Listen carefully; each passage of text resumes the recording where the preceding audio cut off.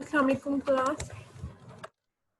इस लेक्चर में हम देखेंगे गॉस एलिमिनेशन मेथड। ये भी हमारे पास एक डायरेक्ट मेथड है, जैसे हमने लास्ट लेक्चर में देखा था मैट्रिक्स इन्वर्स मेथड, जिससे हमारे पास एग्जैक्ट सॉल्यूशन आ जाता था किसी भी सिस्टम ऑफ लीनियर इक्वेशन का।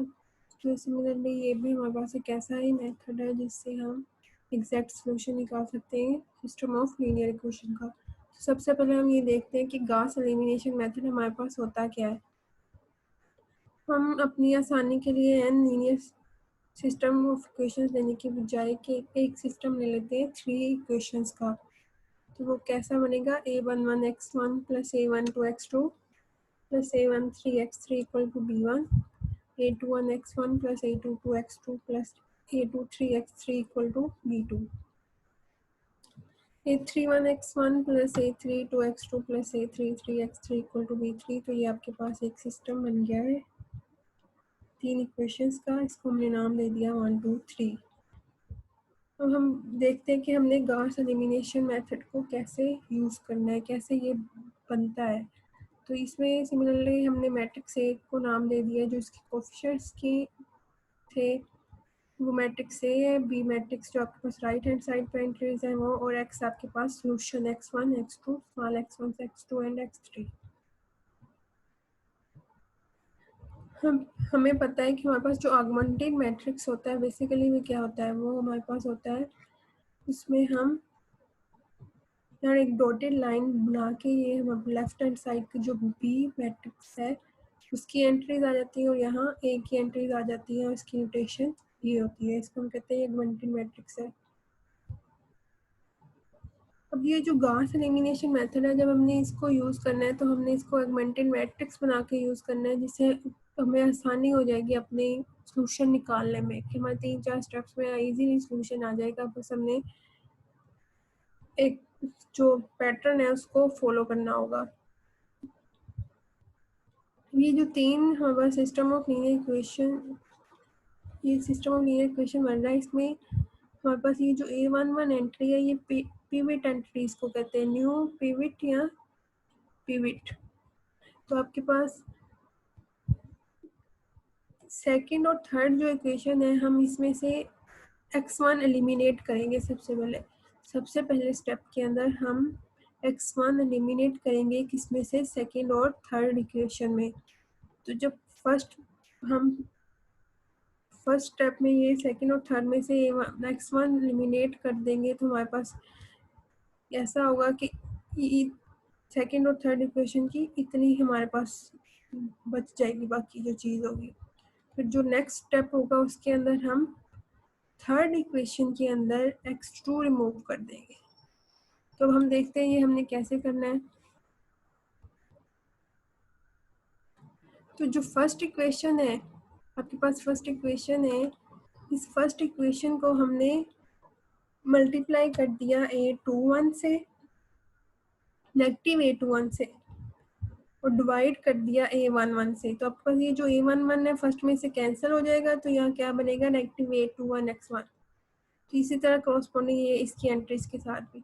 फिर ये जो after multiplying with negative a21 and dividing by a11, आपके पास जो रिजल्ट बचता है उसको आपने इक्वेशन 2 के अंदर ऐड कर देना है।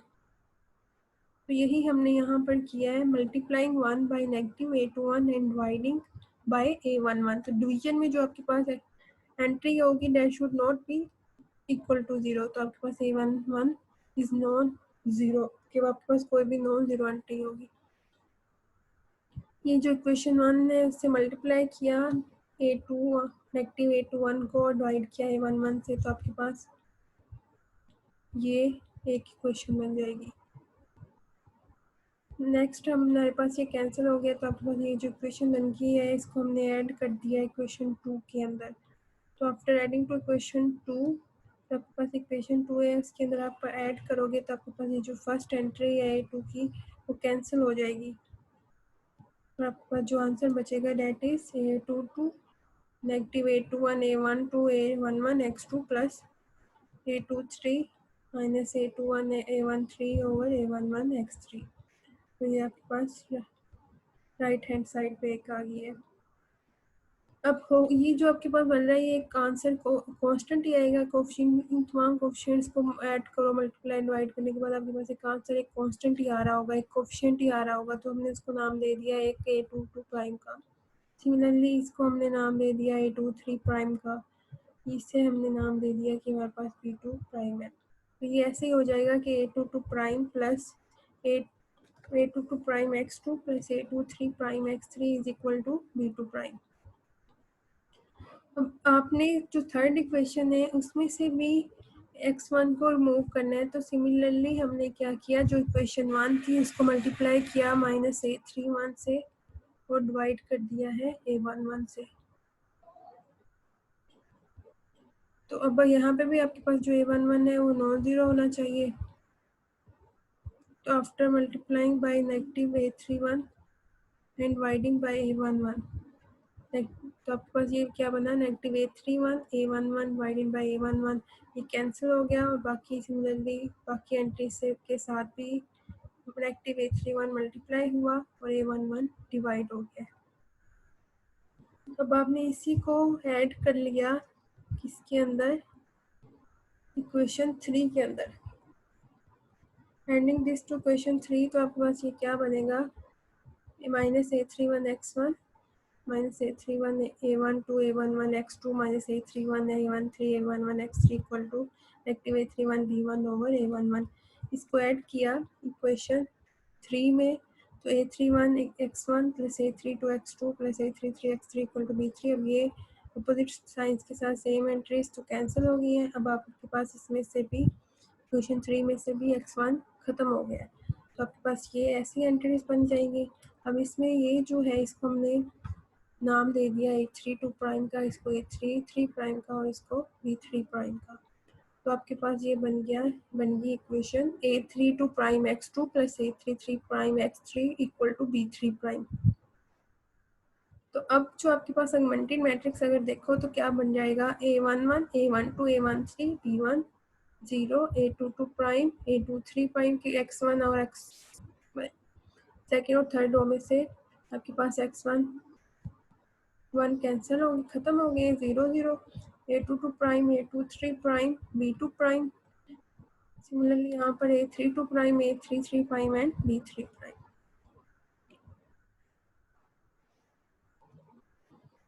इसको ये हमारा जो सिस्टम बन रहा था वो यही बन रहा था लीनियर इक्वेशंस का इनका। अब इसमें से हमने जो 6 इक्वेशन बन रही है इसको नाम दे दिया 4 5 6 का। 6 में से x2 निकालना है। तो 6 में से x2 निकालने के लिए अब आप क्या करोगे, सिमिलरली ये जो 5 इक्वेशन है इसको मल्टीप्लाई करोगे नेगेटिव ऑफ A32 प्राइम से और डिवाइड कर दोगे A22 प्राइम से, ताकि आपके पास जो x2 एंट्री है उसके साथ नेगेटिव A32 प्राइम आ जाए। फिर जब आप इसको इसमें ऐड करो तो आपके पास जो फर्स्ट एंट्री है x2 की एंट्री की वो ख़त्म हो जाए। जैसे कि हमने मल्टीप्लाई कर दिया 5 को -A32 से और डिवाइड कर दिया A22 प्राइम से। A22 prime should not B 0। अब आपके पास सेकंड पिवट होगा इस केस में। फर्स्ट इस पिवट के साथ डील किया, अब ये आपके पास क्या है, सेकंड पिवट।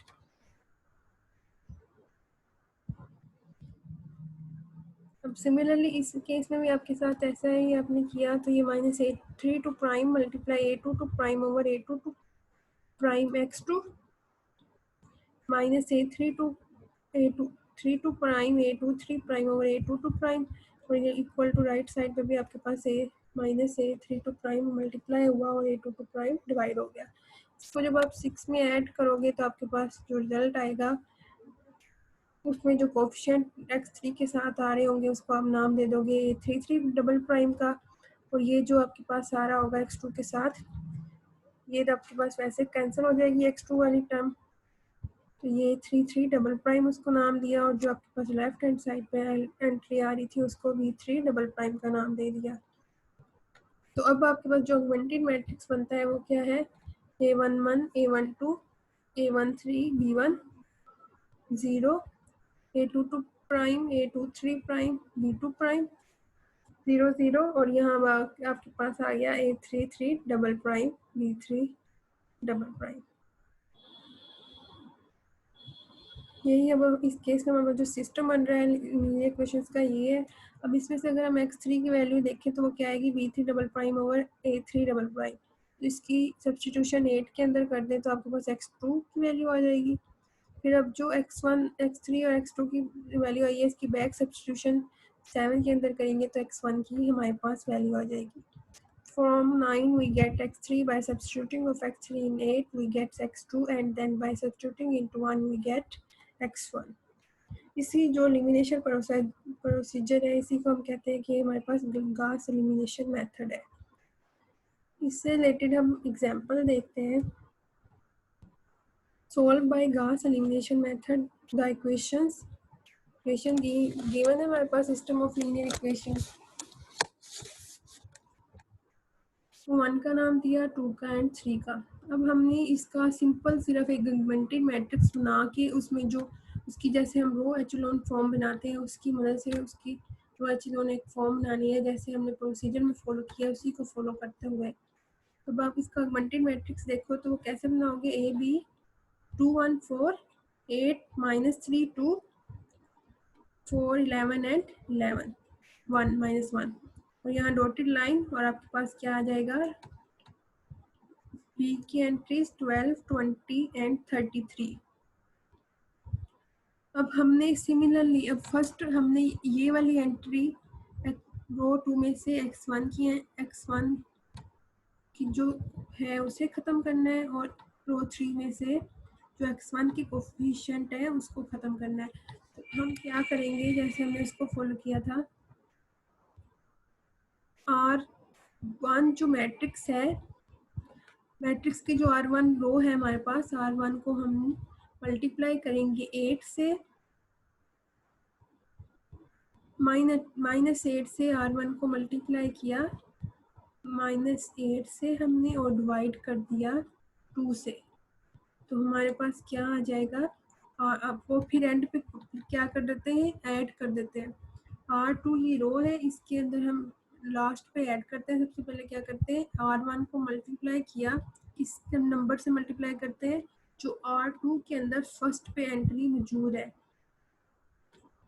R1 को मल्टीप्लाई किया negative of that entry which is appearing in the first point of the row 2। तो अब आपके पास जो R2 के अंदर यहाँ पे एंट्री मौजूद होगी, आपने R1 को इसके नेगेटिव से मल्टीप्लाई किया तो नेगेटिव ऑफ 8 से multiply R1 by negative of 8 and dividing bye 2, तो आपके पास ये वाली फॉर्म बनेगी और then adding it into R2, तो R2 8 plus into -8/2 of R1, तो ये इसको अगर सिंपल देखें तो ये -4 बनता है। 8 माइनस इंटू -4, ये इसको मल्टीप्लाई किया -8 -3 into -4 of R1, 2 -4 of R1, या 4 क्या है, -4 ऑफ 4 16, 2 -16 और यहाँ जो 20 है -4 ऑफ R1 -4 ऑफ R12 है, 4 मल्टीप्लाई 12 48 -48। अब जो थर्ड एंट्री है उस थर्ड रो है उसमें से हमने इसको ख़त्म करना है, तो इसके लिए भी हम क्या करते थे, R1 को मल्टीप्लाई किया नेगेटिव ऑफ जो आपके पास यहाँ नंबर आ रहा है, R1 को मल्टीप्लाई किया negative of this number and dividing bye R1 के ऊपर जो यहाँ नंबर आ रहा है, तो ये क्या आएगा आपके पास, -4 मल्टीप्लाई R1 डिवाइडेड बाय 2 तो ये -4/2 of R1 then adding it into R3, तो आपके पास जो है वो इस तरह की चीज़ आ जाएगी। फिर आप उसको ऐड करोगे तो ये एंट्रीज ऐसी बनेगी। तो आप देखो ये बनेगा 2 1 4 12 0 -7 -14 -28 0 9 -9 एंड 9। अब आपने क्या करना है, अब हमने ये करना है कि हमने ये जो एंट्री है इसको भी ख़त्म करना है। तो अब हम क्या करेंगे कि इसको एज अ पिवट लेंगे। पहले हमने सबसे पहले एंट्री को पिवट लिया था, अब हम यहाँ पे इसको पिवट लेंगे। तो क्या करेंगे, R2 को मल्टीप्लाई कर देंगे -9 से negative of this number R2 को मल्टीप्लाई किया -9 से और डिवाइड से कर दिया इसी एंट्री से -7 से, तो ये सिंपली 9 और 7 ही बन जाएगा। तो ये आपके पास 9/7 ऑफ R2 किस में ऐड कर दोगे, R3 में। तो आपका जो फर्स्ट एंट्री है डेट विल बिकम 0 एंड बाकी आपके पास जो एंट्रीज आ जाएंगी वो आफ्टर कैलकुलेशन ये बन जाएंगी।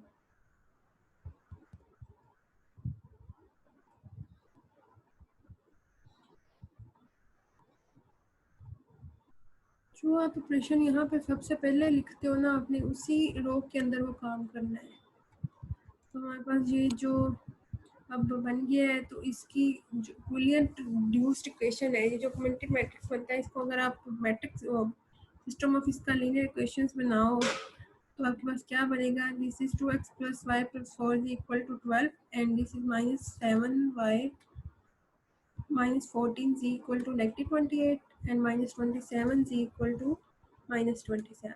तो यहाँ से आपके पास z की जो वैल्यू आती है वो 1। एंड जब आप बैक सब्सटीट्यूशन करते हो तो आपके पास यहाँ जी की वैल्यू सब्सटीट्यूट कर दोगे, जी की वैल्यू 1 सब्सटीट्यूट की आपने, आपके पास y की value 2 and then back substituting the values of y and z into this equation we get the value of x which is +3। तो हमारे पास जो सोल्यूशन आ जाता है इस सिस्टम का with the help of Gauss elimination method, तो वो आ जाता है x = 3, y = 2 एंड z = 1। तो अब आप ये देख सकते हो कि ये उससे ज़्यादा थोड़ा सिंप्लीफाई मेथड है और जल्दी होने वाला मेथड है वो मैट्रिक्स मेथड से, जो मैट्रिक्स इन्वर्स मेथड जो हमने पहले किया था, और इससे हमारे पास जो है सोल्यूशन है वो एग्जैक्ट आ रहा है। तो ये हमारे पास एक डायरेक्ट